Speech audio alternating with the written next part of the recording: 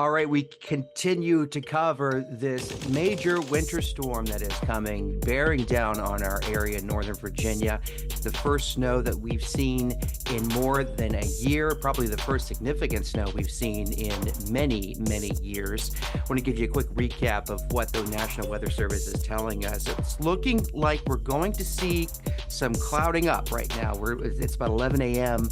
on Sunday, the 5th of January, doing this video right now. Started the day off with some sunny skies, but we're going to see the clouds start to build in, and that winter precipitation is going to most likely start as snow, is what the Weather Service is telling us, about 6 o'clock. So you want to get whatever all your preps done before the sun goes down. Sun sets about 4:30 in the afternoon, well, closer to 5 now as we get later into the winter. But get your stuff done because we're looking at heavy snowfall rates. Weather Service is telling us snowfall rates could reach 1 to 2 inches per hour once that storm gets in here, and it's going to snow all night into Monday. The snow will let up in Monday afternoon, will become lighter, but then again, tomorrow night, Monday night, we're looking at another significant burst of snow that could come in here, and in some of those totals, we're looking at anywhere between 4 inches to 8 inches to maybe 10 inches or more, depending upon where that snow falls. And of course, the Weather Service is also telling us we were looking at some mixing in with some sleet and maybe some freezing rain, which would cut down on those snow totals. But again, the big story is big winter weather coming our way. And that's why we want to bring in Prince William County Chief Thomas LaBelle. I'm going to bring him in here. Chief Nope. LaBelle, thanks for coming on and talking with us today. Welcome to Potomac Local News. Chief, this is a big one. Obviously, you're in Prince William County. You're looking at 500,000 people who live in that county and will be bigly affected by this snowstorm coming in. What are some of the things your department is doing right now to prep for one of the biggest snowstorms that we've seen in years? Yeah, so the fire department is, which I'm lucky enough to be in charge of, is always, getting ready for things like this. We sent out messages earlier in the week to our folks, both career and volunteer, to start to spin up to be ready. I think the big message, and I know it's been said a million times before, but it's worth reiterating, is if you can stay off the road, stay off the roads. It just allows the cleanup crews to move more quickly. And to get this mess gone as quickly as possible. But also, if you do have to go out on the roads, recognize that bridges freeze first, and also more distance between you and the car in front of you, and driving slower makes everything better. The other big thing for us is, people are going to slip and fall down, and so clearing your sidewalks, making sure we have access to fire hydrants, and so shoveling out around the fire hydrants, brushing the snow off the top, allows us better access. What I would say though is recognize it's going to be cold, and shoveling is a pretty good cardiovascular exercise. So take your time, pace yourself with the shoveling. No sense in hurting yourself in that process. The other thing, obviously, with weather like this, particularly with ice, if it's involved, we're going to see power outages. And so just to remind people, if they have generators, never run them inside your home. Don't put them in your garage. Leave them outside so that you don't end up introducing gases into the home. And if you're using space heaters, please, please, please make sure you're keeping space between the space heater and combustibles in the area. It's usually about 3 to 4 feet that you want between it and anything else. It's kind of an inconvenient place, but it keeps you safe. And that Our and that, crew, and that, and yeah, that go for it. you bring up a good point about those using gas inside, using carbon monoxide is a Yeah. killer. And I don't know how many times we have covered that story, that unfortunate, tragic story where there has been the silent killer, carbon monoxide gets in a house, people go to sleep, and they don't wake up. Yeah, absolutely. It's obviously unintentional. People are trying to do the best job they can. And of course, the problem is with a generator, more often than not, it's mobile. And so you really don't want to go out in 6 to 10 inches of snow and drag the generator around. You referenced it earlier, preparing now while the sun's up. If you think you're going to need your generator, get it outside now, get it set up, get it gassed up, get it ready to go. Make sure it in fact works. And then you're not suddenly waking up in the middle of the night trying to figure out how to make it all work. I had VDOT on yesterday, someone, Kelly Hannon from the Fredericksburg district, and you'll remember 3 years ago when we had 95 completely shut down Absolutely. from Dumfries down to near King's Dominion. And it just became impossible to get a crew out to the interstate to clear the jackknife tractor trailers or whatever obstruction that stranded tens of thousands of motorists on that highway. And I think we all learned a big lesson that day is that yes, interstate for VDOT and transportation officials, those interstate highways are they're going to clear them first, but that doesn't mean the roads are always going to be clear, especially during the storm. And so, um, you know, I think it's important to note that while you will have your dedicated fire department staffed and ready to go, it may not be the best idea to put them in harm's way, to make them come out onto the streets, especially during the storm, if they don't have to. Yeah, absolutely. Listen, we would love it if there was never a need for another 911 call again, right? The roadways are dangerous. You all have reported on first responders being hit on the roadway. They're dangerous enough. They're even more so when they're icy. And so if we don't have to be out on the roads, it's all the better to us. But what we've also learned, the snowstorm from 3 years ago, everyone's learned a lot from that storm.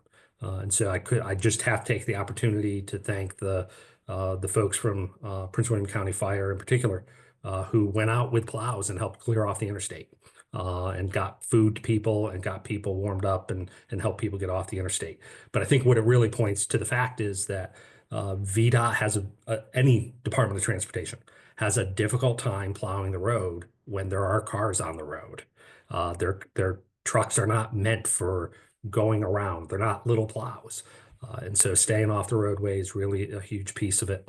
And I know it's difficult, if not impossible for some. There are people, ourselves included. I'll be at work tomorrow. And so our shift will work all 24 hours tonight, and there'll be a new shift on tomorrow. There are people that have to work. If you don't fall in that category, maybe cuddle up with a book and a warm cup of coffee and stay inside. I want to talk about one of the things I got to experience, and this has been, gosh, now 15 years ago. We had a storm in 2010. It was a really, really big storm that crippled the area, and I got to spend the day at Station 20. Right off Prince William Parkway, and Yeah. just bear witness to that shift that is in there working. The life doesn't stop for them. They're always waiting for that next call. They're always ready to go. But there is also a way to pass the time. And when they're not cleaning the firehouse and they're not doing their duties, so I had some of the best food that I've ever had in that firehouse when the snow was coming. We had ribs and barbecue, and it was like, this is, Yeah. you guys can't possibly eat like this every day, but thank God you're eating like this today when I'm here. So talk about what life is like for the firefighters, for the EMTs, the medics who are stationed, ready to go, and waiting for the call during an event like this. I know the adrenaline must be up. People are ready. This is a big event. Obviously, you and I are both talking about this. We're providing a lot of coverage to it. And so there is a level of excitement and readiness. What is the temperature like in the firehouses across the county? Yeah, well, what I can say is this, is that, certainly our folks, career and volunteer, within Prince William County, but I know this speaks to the entire region. They train for events like this. Obviously, we've got some members who've never experienced a snowstorm as part of the fire department. They have as civilians, but not with us yet. And so it's really about prepping your equipment, recognizing the cold snap that quite often follows immediately following a snowstorm, brushing up and being prepared for what comes. The other piece, though, that I think people don't necessarily think about is that, our personnel are going out during these storms and, quite frankly, seeing catastrophes that are happening to families while their families are alone in the storm. And I think that's probably the most difficult thing for people to sort of remember. That our loved ones are worried about us while we're at the firehouse, and while we're at the firehouse, we're worried about our loved ones.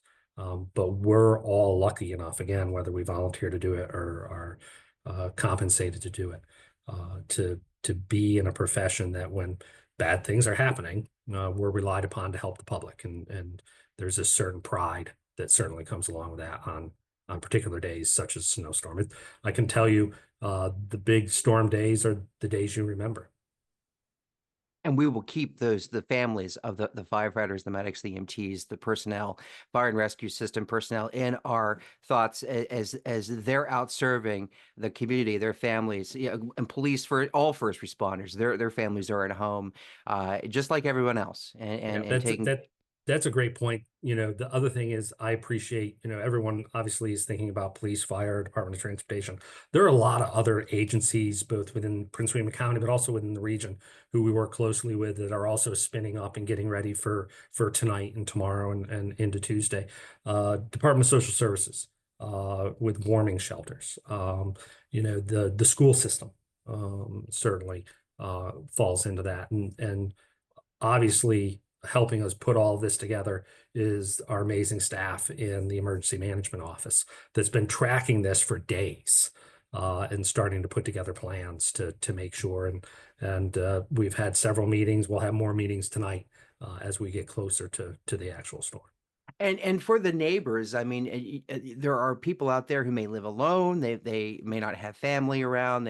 So if you know someone, I think it's always a good idea just to be neighborly, especially at a time like now, right now, so that if someone's in need, that maybe the next person that finds them is a neighbor and a friend who, if they need help, can get help. It's not too late, and they're discovered by a first responder when it's too late.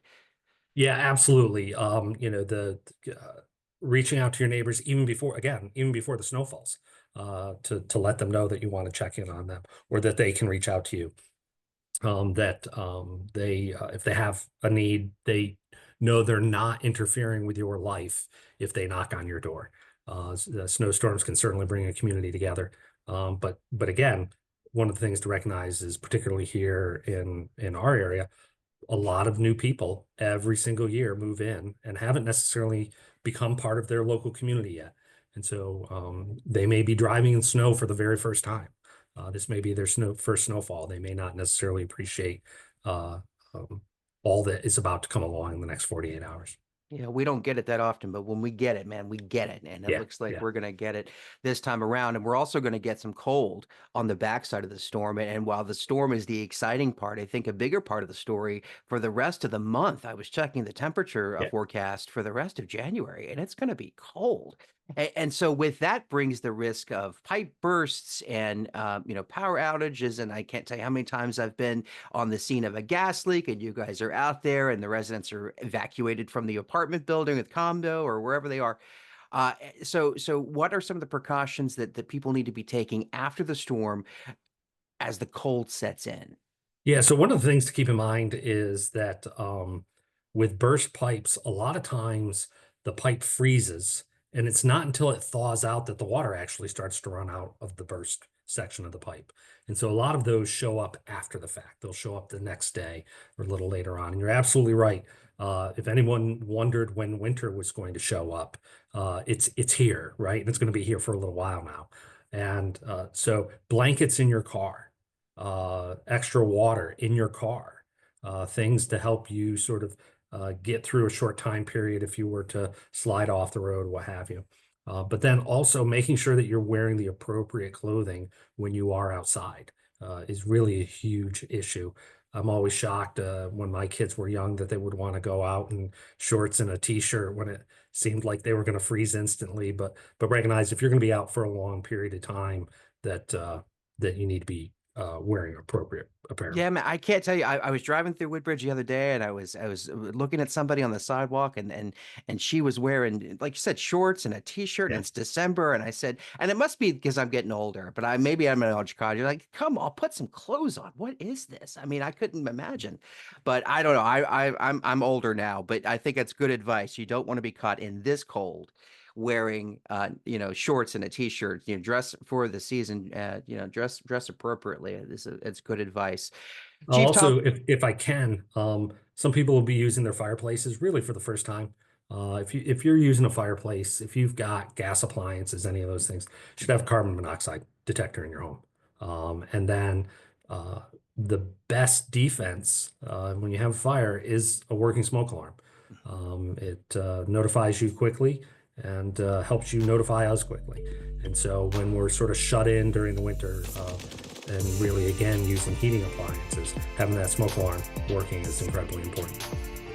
Chief Thomas LaBelle is the chief of the Prince William County Department of Fire and Rescue. Chief, thanks for coming on and sharing this important information, some important tips. You know, they always bear repeating, and we can never say them enough, especially what we're facing with the storm and then the weeks to come with the cold weather. This has been very helpful, Chief. Absolutely. Thank you for your time and interest.